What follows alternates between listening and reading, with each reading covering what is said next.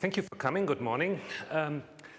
My name is Christian Schormann. I'm responsible for program management for Expression Blend and Expression Design, and my colleague Celso is a product designer on the Expression team. We want to give you this morning a good overview of Expression Blend. Expression Blend is a production tool for WPF applications. We will have Silverlight support very soon in Expression Blend. We actually have shown that in the keynote yesterday, and also there's a preview of the Silverlight version of Expression Blend available on our website for download. Blend is a tool designed for designers that combines the elements of a drawing program, of an animation system, of a forms designer, and various other pieces into an integrated environment to create great user experiences. Blend is a great standalone product, but it also works together very nicely with other products. And a particularly nice relationship we have with Visual Studio. Expression Blend and Visual Studio share a common project format. That is, you can work on exactly the same project with both products at the same time. In fact, you can actually open the same project side by side on the same machine in both products. And in a workflow between designers and developers, you get a lot of benefits by being able to seamlessly share your project between designers and developers. And that's a very, very powerful workflow story. You really get the best of both worlds, the advantages of a designer tool for the people who play the role of the designer, and you get the advantages of a very powerful coding tool for the people who wear the hat of a developer. The Expression Suite also has a number of other tools to work together with Expression Blend. One is Expression Design, which is a vector graphics tool that has very powerful art and drawing capabilities. Expression Design can directly export XAML content so that you can directly use it in your WPF applications. And there's Expression Media Encoder that allows you to repurpose your video and audio material into formats that Blend and WPF can deal with. We also have Expression Media, which is an asset management tool that just generally allows you to keep track of your visual assets. And there's Expression Web, which is a web design tool, which is less of importance in collaboration with Blend when you create WPF applications. But once we're in Silverlight territory, obviously Expression Web becomes a much more important partner.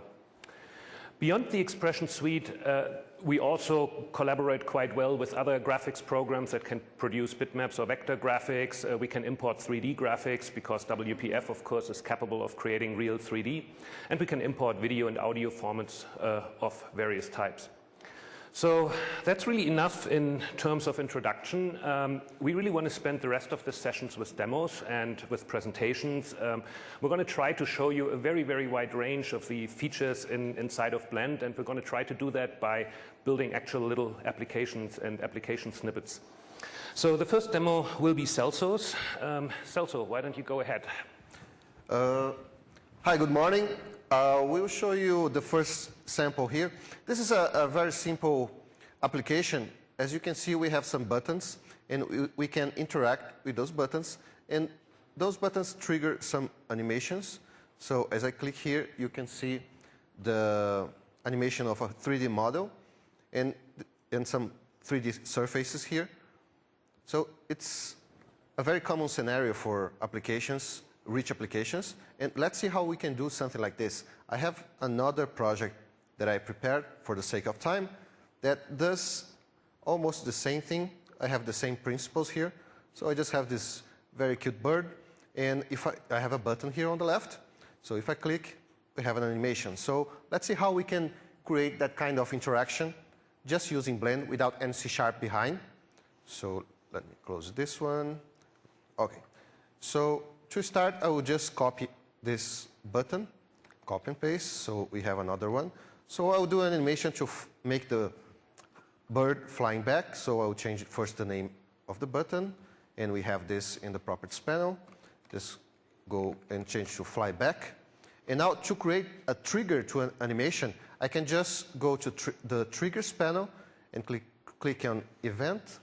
And then I can say, when this button has an event click, I will raise an animation. In this case, it's not this flippy wings, it's a new one. So I can just click here and create a new animation. And let's give a name of fly back. OK. And we can see that the timeline, it's down here. I will just change my workspace for animation. And what I'm going to do is just change the header here and create a timeline, keyframe, sorry. Then move back. Oh, where's my, oops, sorry. I have to create inside of my bird, bounce. There's body. So this is the one that I'm animating right now. I create a keyframe on this object, going back. Then I will move to the place that was before, right here. Then that's enough.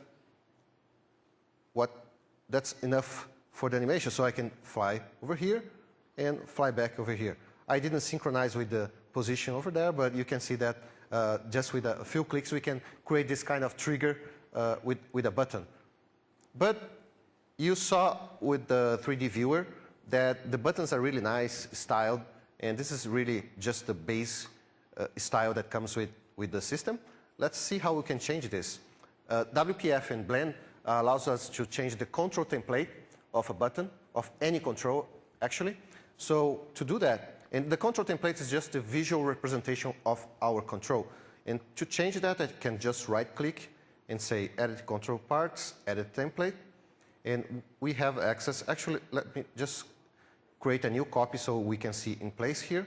So Edit App Parts, add a copy, and it gives me the name of my new style. Okay, and here you go. Down there, if you can see the elements of my button, my control template, I have a border, which is the rectangle around. I will delete this, and I have the content presenter, which is the text itself. So I can start now drawing anything I want here. I would double-click to add this circle, go to Properties, remove Fill, and we can change all the properties we want. I will increase the thickness of the stroke, create an opacity mask very quickly so we can see some rotation. And now we can create triggers inside of our control template.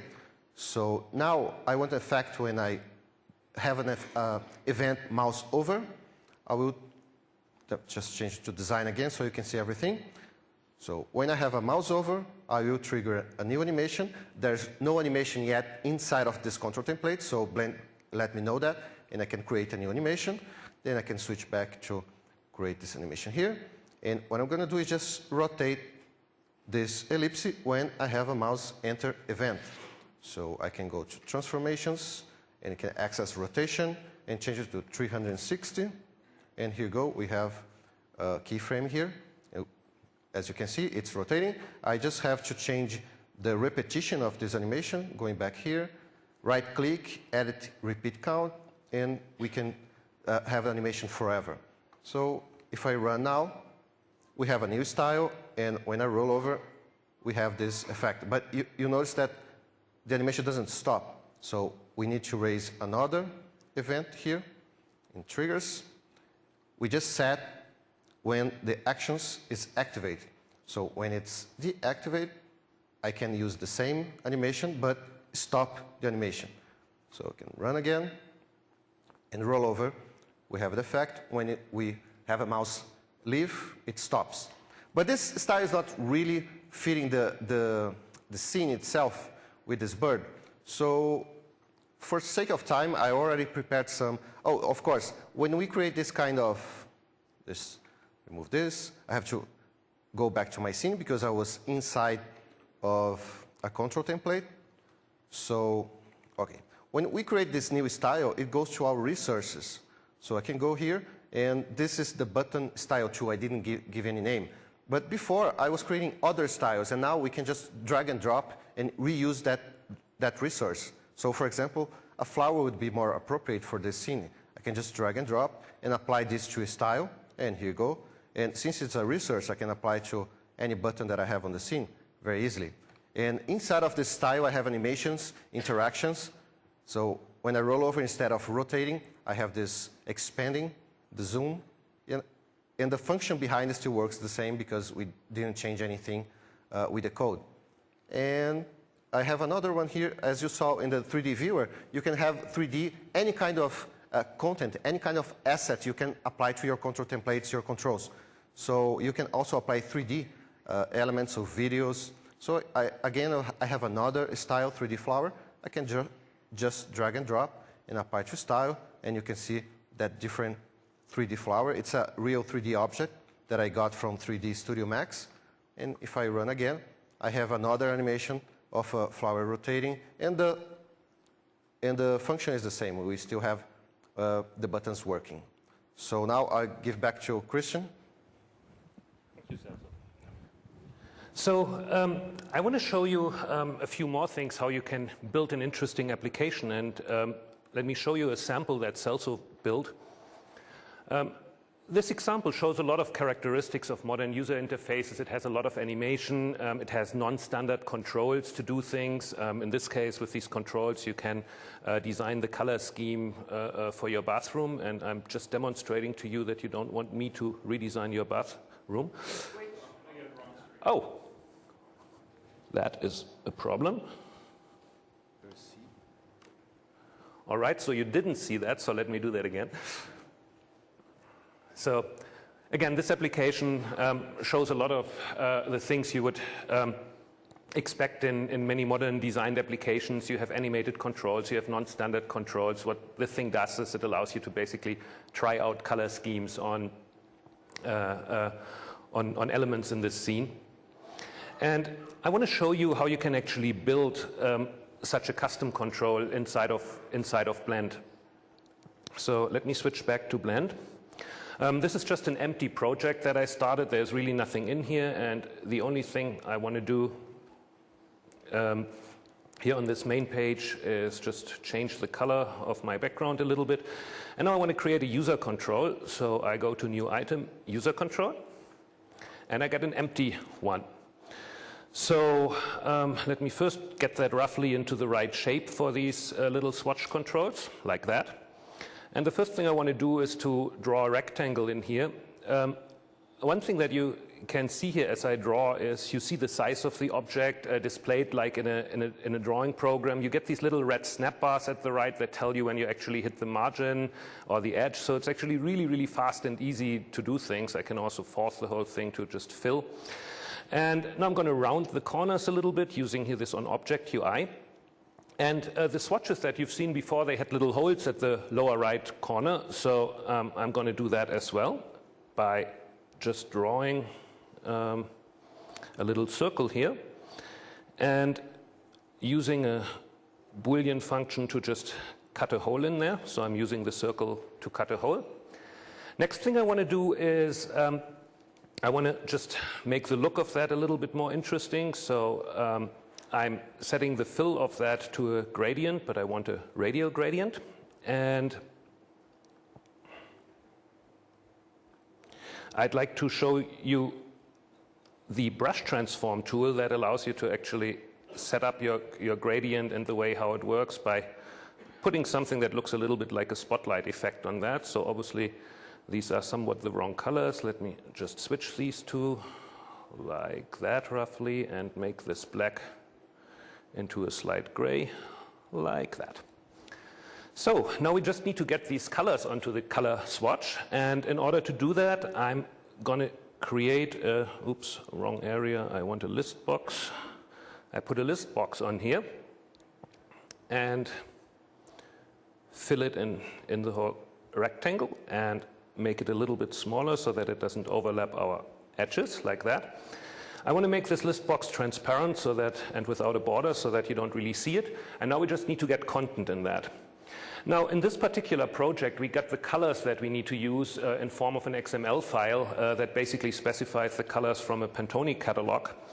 And I can just read my color file, that's an XML file, and make it a data source. Once I have my data source here, I can just use drag and drop to make a connection of that data to my control. So what data binding really does is it basically tells a control that it can use this data to display something, and what the control does with it depends on the control. In the case of a list box, the list box will just take every single item of data in this XML file and display it in some form. And in order to display it, it uses what we call a data template, which is basically just a layout for your data.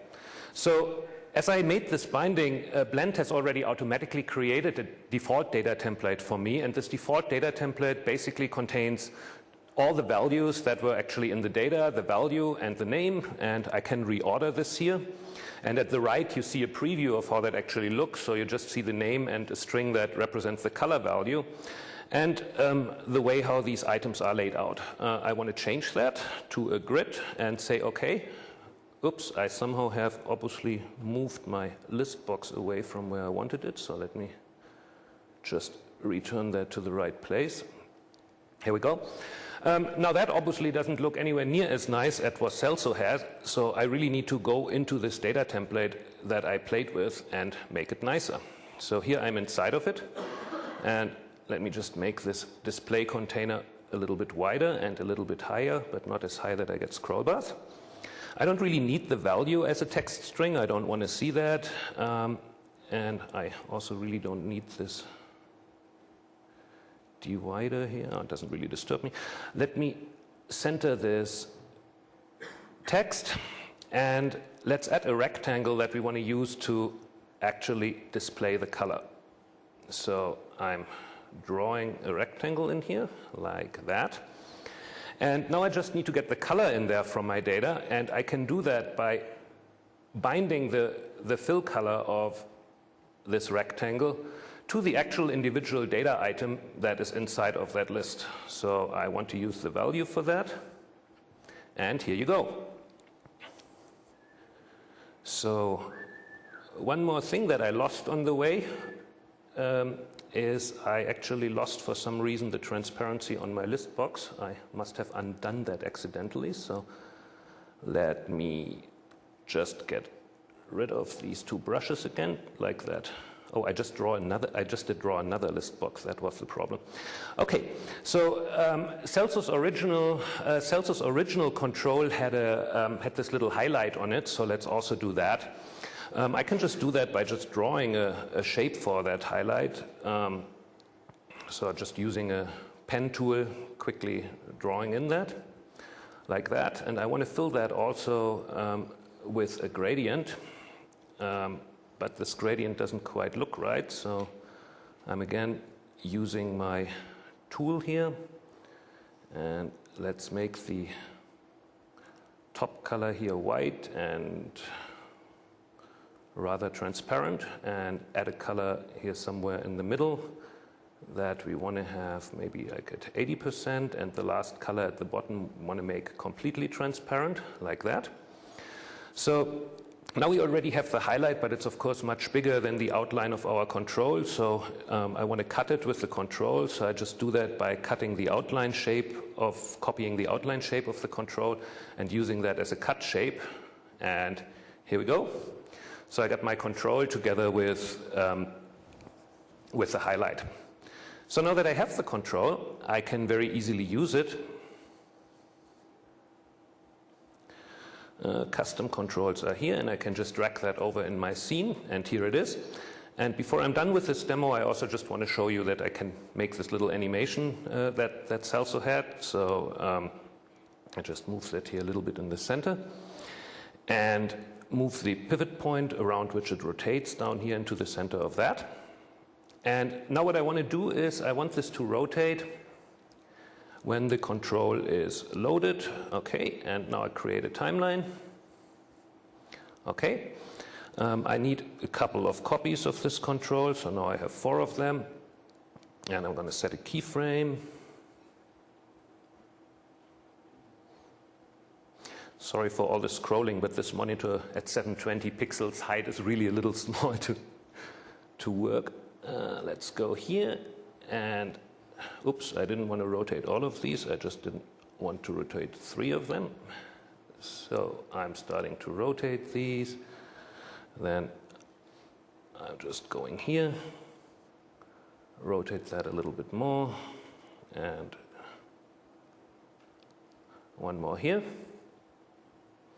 Rotate it like this, and we can run this application. Oops, let's run that again.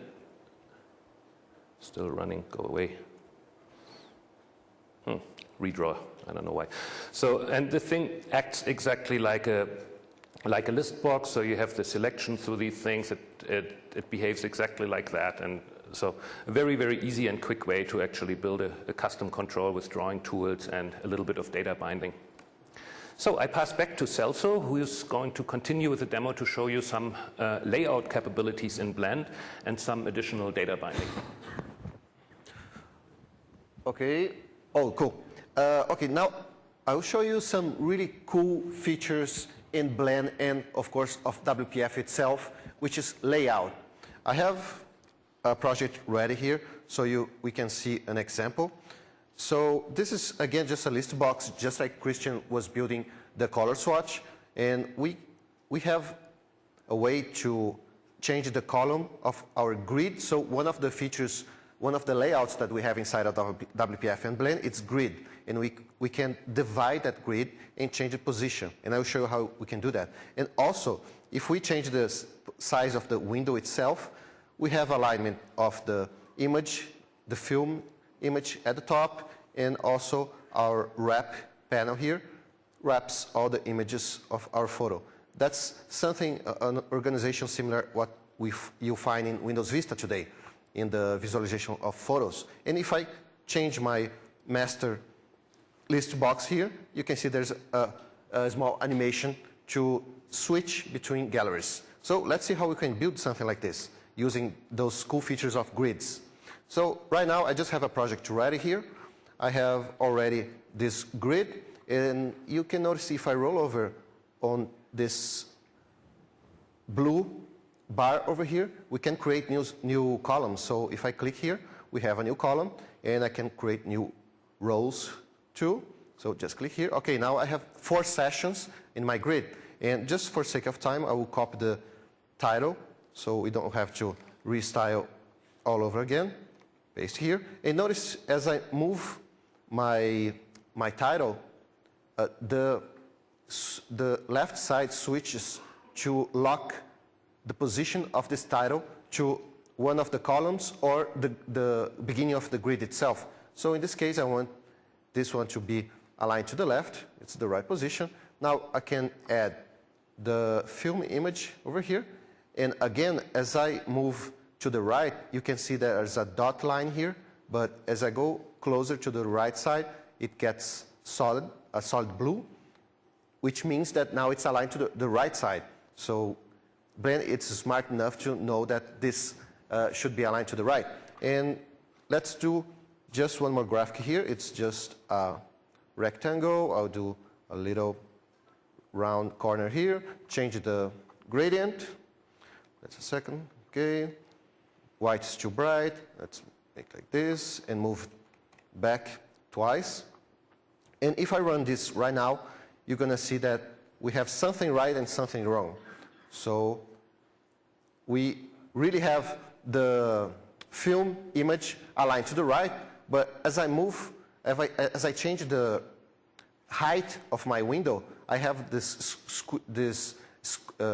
strange behavior with my image. I don't want that. So to avoid that behavior, notice that here on the left side, we have those lockers that we can just lock the size of my row in this case.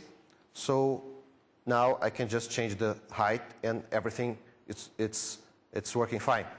So you can control which way you fix your columns and your rows.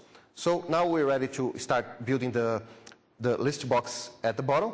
First, we can create that division where you can change the column size. So we have a control to do that. It's a grid splitter. If you can't find because we have too many controls, you can just type splitter, and here you go, grid splitter. And I just have to draw on top of my column divider here. And just so we can see the effect of the change, I'll just change the color. So to see the effect of this, I will create just a rectangle on this side and remove the rounded corners. Now if I run, we can see that it's already interactive, so we can already change the position of the size of those two columns. And now we can start doing some list box there to create our menu of galleries. List box, click here, now I can create one. So it's again just a list box like the color swatch. I will change the background, remove border, and change the foreground color to white, and now I need my data. So this data is a little bit different from the Christian. It's still an XML, but it's this master one, okay. The only difference is now I have two layers, two hierarchies of data. I have the galleries itself, and inside the galleries, I have photos. So first, I will bind to galleries, and I will choose just the name of my gallery, so I will just remove those. And I'm using the data template that Christian just showed you. It's the visual representation of my data. So just choose the name of this gallery. And here you go, we already have the data live there. But I don't want align to the left. I want actually change that, so I can go to the control template, which is the same control template that we changed the buttons, but in this case it's a list box. And instead of scroll viewer aligned to the left, I can change this to the right, and we can see that it changes here. So if I run again, we see that our grid is still moved, so we can still change the column size, and our new list box is aligned to the right. And now the last piece is the right list box. So let's go out of the template, the control template itself, and let's draw another list box. And now I'm going to use the second level of that XML data. So first, just change the background and remove the border. And now I need to data binding two properties of my list box. The first one is the data context.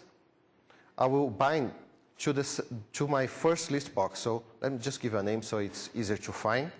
Menu and cancel. And now we're ready. So the data context, I can data bind to any element of my scene. So you can imagine that you can data bind any element with any element, including data. So I will go to menu. I will data bind this to the selected item. Okay. And now I just need to say that my item source, I will also data binding to the XML itself, which is the photo. And my photo here, I can already define the data template. So if I click here, I have just the image, that's what I want, but I don't want a text box. I actually want an image itself. So, okay, and here you go. We already have the data context, and one of the images is here. But I don't want a scroll viewer, which is the list box default. So I can go again inside of my control template, edit a copy, and in my scroll view, I can just right-click and say change layout type to a wrap panel. And this wrap panel has items, so I can change properties and say, yeah, I have items inside of this, and I can control the size of my items. And here you go, we can see the whole gallery already there. And we are good to go here. So if I run this right now, at this stage, we can see that we still have our division with the grid. The wrap works automatically, and when we change also the window size, the wrap panel wraps all the galleries. So what we don't have, and of course we can switch already because we data bind to the data context of the first list box. So what we don't have is the animations. So let's see how we can create animations when we change properties of another element. In this case, I want to create another event that when my menu has an event called selection change, I will raise an animation. I don't have an animation, so I can create a new one. Switch to my workspace, animation workspace. And so every time that I change a selection, I can say that this list box will have an animation, and I will create some keyframes here, another keyframe here, and I will animate from 0, so it's just a scale animation like I showed before, 0, 0. So I can preview here too, here you go. And I like to control the speed of animation, so is the acceleration is out and is in 100%, and we can see the difference here. Ooh, okay, it's more organic animation. But if I don't want the animation to go from the center, I can just move the center point over here, and here you go. Now, every time we change one of the selections, we have this nice animation.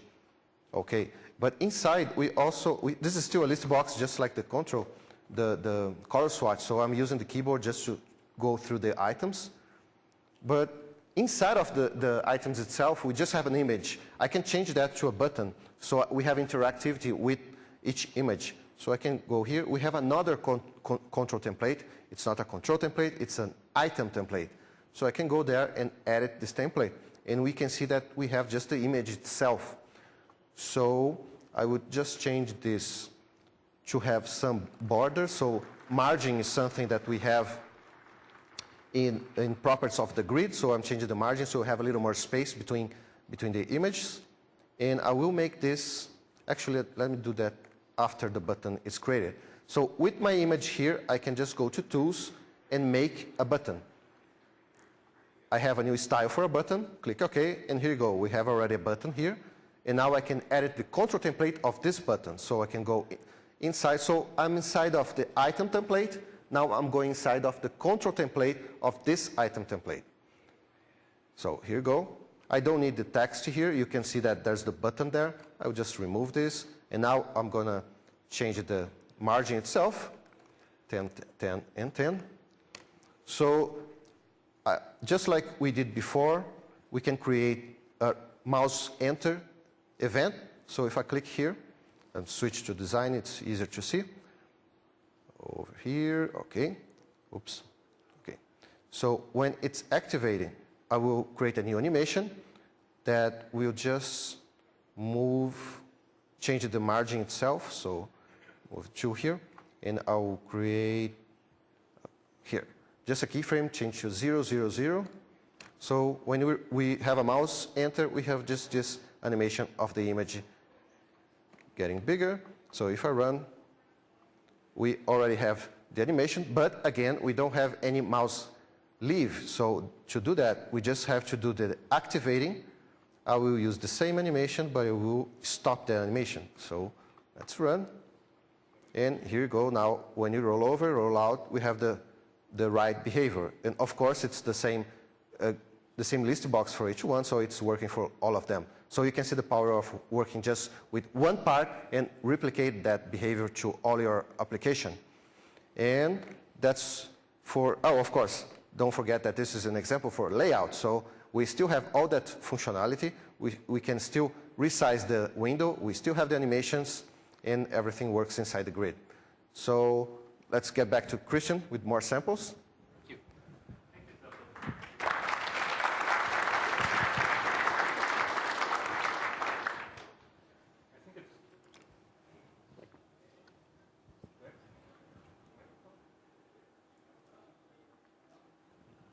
I think it's worth mentioning that all that is without any code, so that Celso was able to do that without writing a single line of code. Actually, in fact, none of the examples we've done so far has used any code.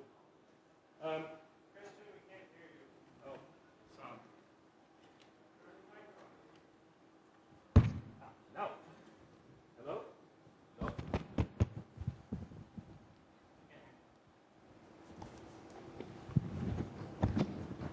Is that? Does it? Now it works. Perfect. Sorry for that. What I was saying is that all the examples that we've done so far have really used no single line of code. So basically everything that we've shown so far are things that you can do in Blend without writing code. So Celso was just able to do a fairly complex example with layout, with data binding, with all kind of interesting behaviors without having to actually write code. But obviously, once you're getting into real applications, there will almost always be quite a bit of code involved. And now I actually want to switch to an example that actually is based on quite a bit of code. This little application here, it's a little flipbook playback and creation application, was actually done by one of our developers originally in, just to play around with Blend and with code. And Celso got that in his fingers and actually created this nice little user interface on top of the code that the developer wrote. And the interesting thing is, why I want to show that, is that you actually can take, a piece of fairly complex code with a lot of stuff in it, and actually build a user interface on top of that without actually having to know anything about the code, just by looking at the properties and the data that this code exposes. So as you collaborate as a designer with developers, your developers can actually provide you a data model through the code that you can build a user interface on top of without actually having to modify the code, and in fact without actually having to understand the code in depth. So let me actually close this application and open Blend. And so I have now this exactly same project that I just had opened in Visual Studio open in Blend. You see exactly here the same code files and everything there. And I want to build a user interface on top of that by just starting with a completely new window. So let me create a window. An empty one, because we have very little space here on that screen. Let me zoom that down a little bit and make that a little bit bigger. So the first thing I want to do is I want to put an ink canvas onto the screen. I actually wrapped, just for the sake of time, this ink canvas in, let me switch on snapping here, the ink canvas into a little frame so that it's easier to see. Let me actually set the size of that to about 600 by 400, like that. And let me change the layout of that. I don't want to work with a grid. I just want to work with a canvas here. So let me also change the background of this window a little bit, makes it all easier to see. So the next thing I want to do is I actually want to open my data. And before we have always used XML, and we always basically have done things like, oh, we display data in a list, which is kind of like the traditional use of data binding. But in this sample, I want to show you that you can use data and stuff coming from your code in much more interesting ways than just to fill list boxes.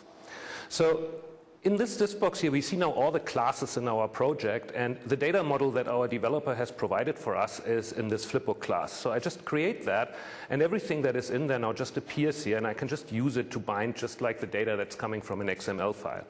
The most important thing for me to start with is this current frame. That is the current frame from the Flipbook animation. And I can just drop that on my ink canvas and tell the ink canvas that the drawing of that is going to be my frame, and here it is. Also, my developer exposed some attributes for the drawing, which is basically color of the stroke and the size of the stroke as ink attributes. I also want to bind these to my canvas, and these will be the drawing attributes. Okay. So in order that we can see that this actually works, the next thing I want to do is to add a couple of buttons. Let me just add one here. And as you see that I move that around, you see this little alignment thing. So Blend helps you actually when you are drawing things, to get nice alignment without having to think a lot. Let me copy this button and have another one. Again, you see these little alignment helpers. Let me do that. And let me rename these buttons as pause and play. The second one I want to call pause, and the first one I want to call play. And now I want these buttons to do something. So the traditional thing that I would do now normally is I would have to create an event handler and write some code that reacts to the event. But it is very possible for a developer to just expose commands as bindable things that I can just drag and drop. So I have a play command here that I can just directly attach to my button. And I have a pause command that I can also just attach to that button. And now I can just run this app, but I just need to make sure that I'm actually starting the right window. Okay, here it is. And I can basically now play this, and I can pause it, and I can already draw in this, because this is the ink canvas, by the way, is a standard WPF control. So this drawing capability is actually part of every standard WPF installation. So there's nothing really I had to do for that. So that just works, but of course now I don't have any way to actually get to a particular frame or even see how many frames I have, so let's change that next. I want to take a simple slider and create a little timeline control here by just drawing that here.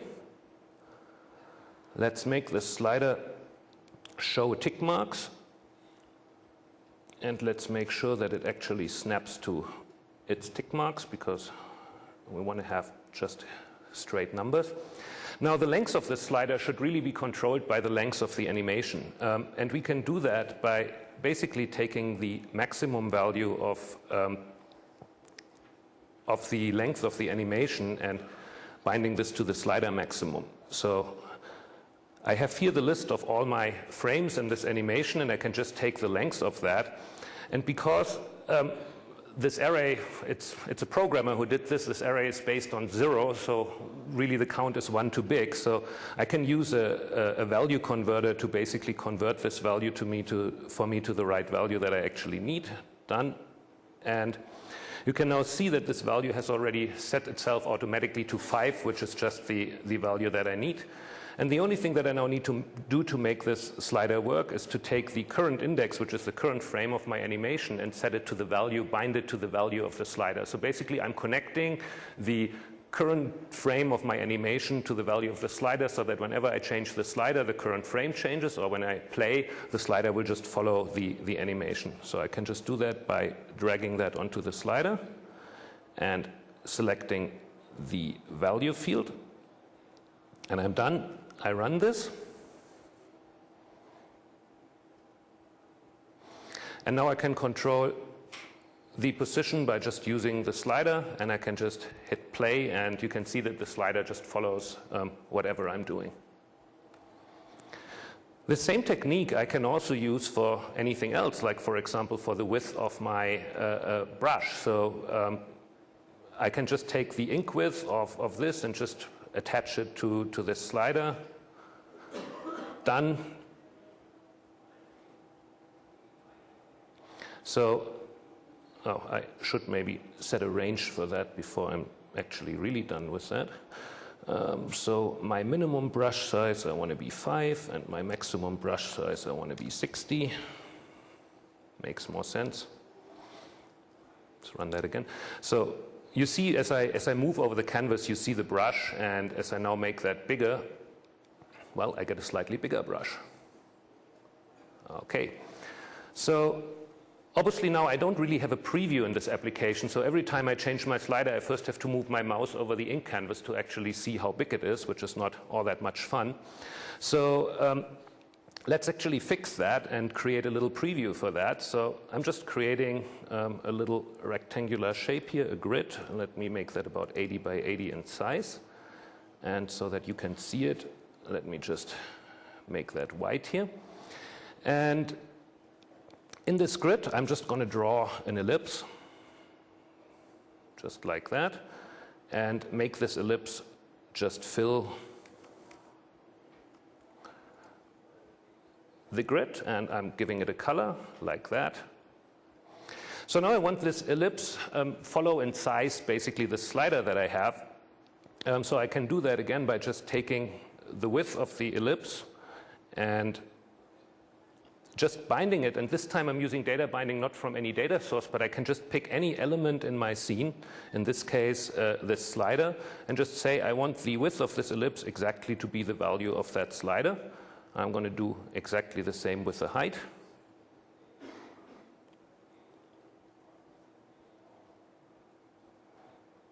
Okay, and I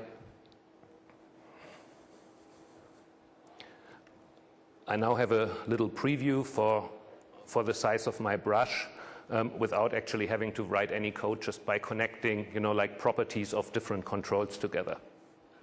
I can do the same thing with much more complicated controls. In order to save time, I actually created a simple custom control for doing that. Let me make that. Oops, I'm sorry, my fault. To do that way.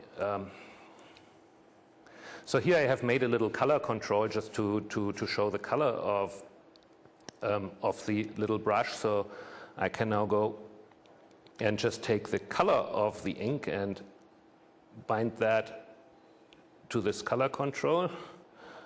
I need to find my color property, and I need to make sure that this binding goes in both directions. And As I do that, I can now change the color here, and you see that I now have the ability to actually change the color of my brush. Now, obviously, I would want to do the same thing with the ellipse, so I can just go in exactly the same way and basically tell the ellipse that it's actually, sorry, I can't do that way. My fault. I need to do that here. Bind the ellipse to the color.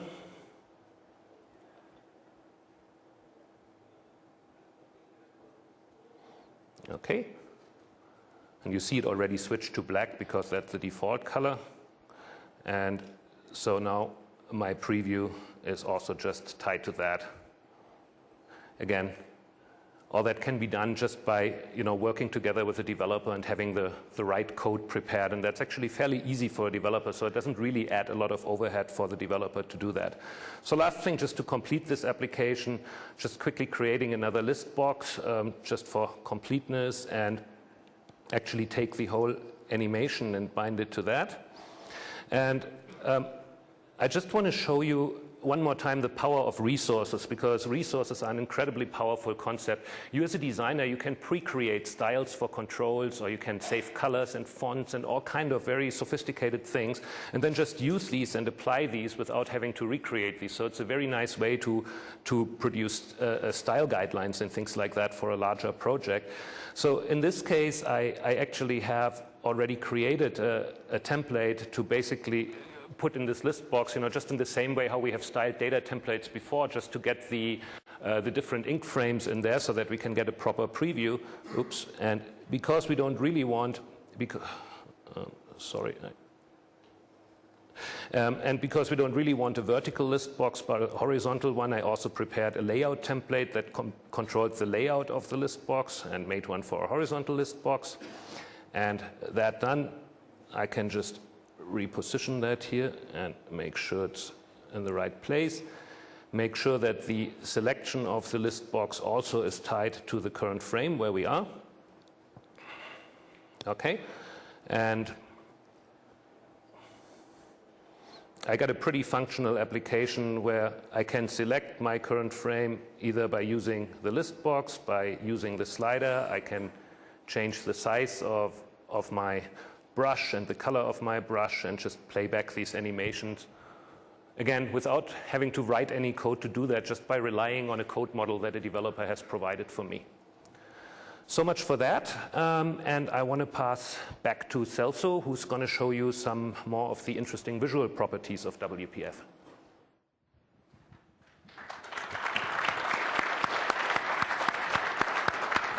So this is the last sample that I will show today. And this is the same project that we were working with the layout, but I just changed the color a little bit so we can see the other elements that I'm going to show.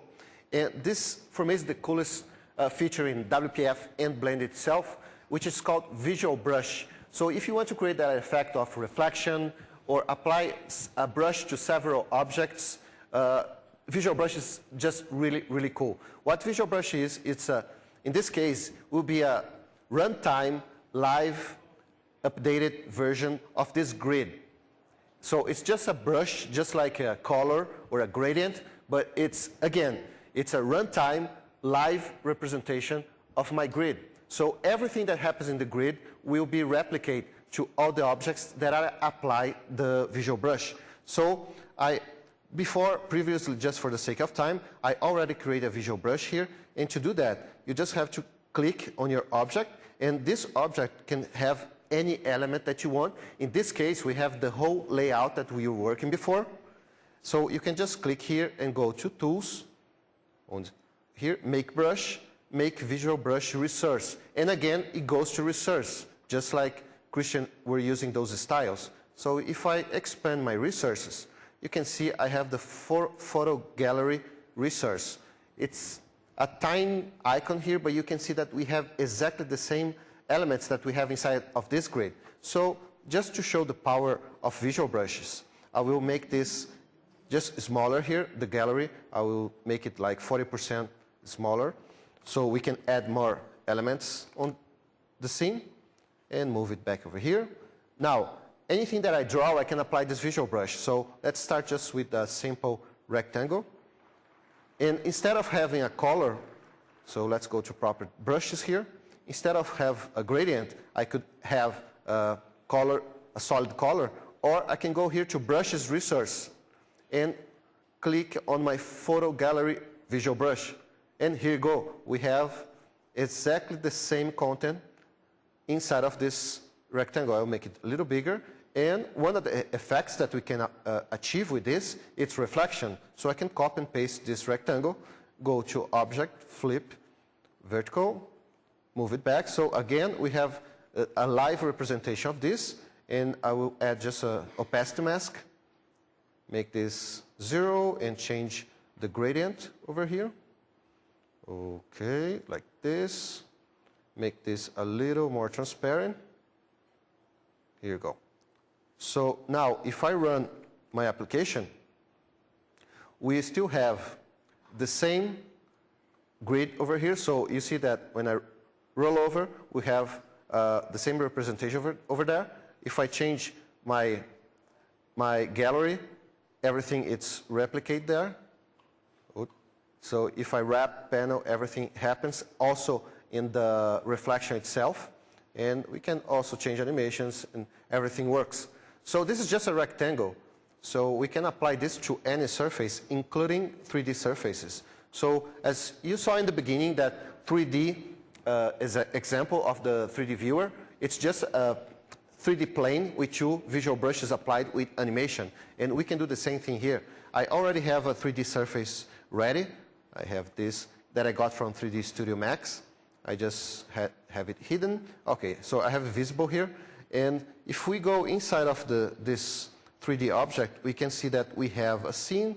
Inside of the scene, we have our elements itself. So I have two sections of donut here. And if we select one of the objects, we can see materials. And in materials, we can apply, again, that photo gallery. That's what I did before. So again, if I run this application now, we have our live data being updated in the 3D surface. Again, everything works, all the layout, the wrap panel. It's really, really easy to use. And of course, let me just change the scene rotation so you can see that it's really a 3D object here. Okay, just a second. Okay. So if I run again, we see the other side. Oh, everything working. And so as you can see, you can apply and create really cool effects using visual brushes. And just so you remember, it's a live representation in real time of everything you want inside of as many times you want. So just to finish, Christian, have a few more samples.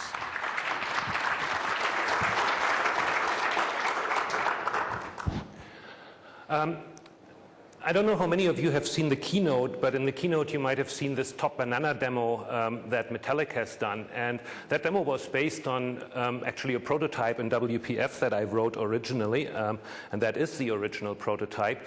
And I want to just show that because it's a great example, again, for the power of how you can restyle as a designer applications that are quite complex in code, and where you can work on and do things. So this application basically has here a little preview for videos. You can just go and scrub over these videos.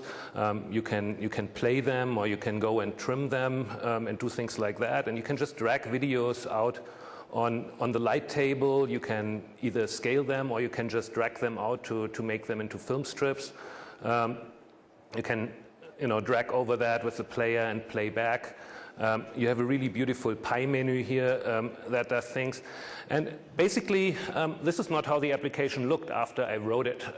Once I wrote it, once I was done with it, it basically looked like that.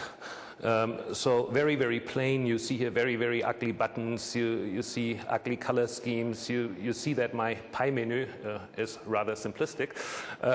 So it was really not particularly pretty. And after I was done with it, I said, Celso, can you make that a little bit prettier for me? And I just gave him the whole project.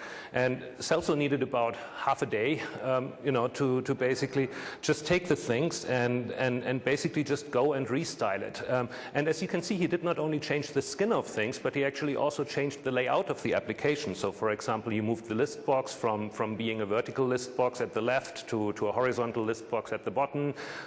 If you look at the pie menu now, you know, it has these nice 3D-ish bevels at the edge, and all the player controls are real buttons and they look nice. So again, he was able to do that without understanding any of the code that I had actually written behind that, and that's is really a great thing in Blend when you work as a designer, that you can just take something like that and work with it. And just to quickly show that in Blend. So here is the application in Blend. You see a grid here, you know, the layout container that Celso has shown you before with the rows and columns. Here's an example of one of these little player controls that come out in an animation. Or here's an example of the pie menu skin. And you can just go in and take all these pieces in here and basically just draw and play with these things however you like. It's really very, very visual, and it gives you full control. And again, you don't have to understand the code behind that actually does something in order to make these changes. And that's a very, very powerful feature. And finally, to close, I'd like to mention that Blend itself, the application that we've been using here, is actually written that way. Blend itself is a WPF application. It's about 380,000 lines of C# and about 80,000 lines of XAML. And the whole application is basically written that way, uses WPF, you know, all the animations in here, you know, when you slide out things and so on. That's all basically exactly the same technique and technology that we've been showing you. So one point that is really important to take away is that this is a very scalable technology, from little applications like the first kiosk application that Celso showed you, you know, where you just create some animations that are triggered by button clicks without any code, to something as deep and complex as Blend. WPF can handle it, and you can create pretty cool stuff with it.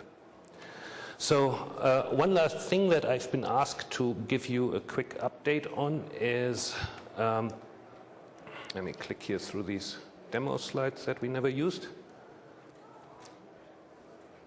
is that there's a training. There is a 2-day instructor-led training in over 20 cities on Blend and expression design, on .NET 3.0 and the Windows Presentation Foundation and Visual Studio, and that is really targeted as user interface designers. So there's a URL on here. We'd be very happy to see you there. And that is all we had for today, and we are happy to take some questions if you have. Thank you very much for coming.